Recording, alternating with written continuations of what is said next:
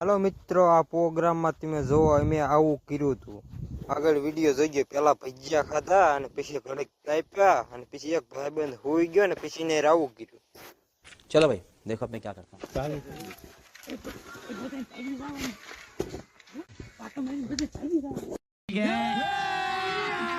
अभी मजा आएगा ना भिड़ो।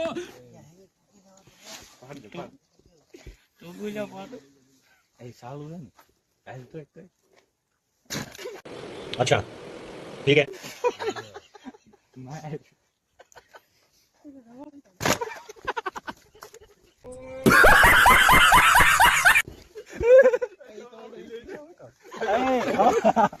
कितने तेजस्वी लोग हैं हमारे पास, कितने शानदार विचार रखते हैं।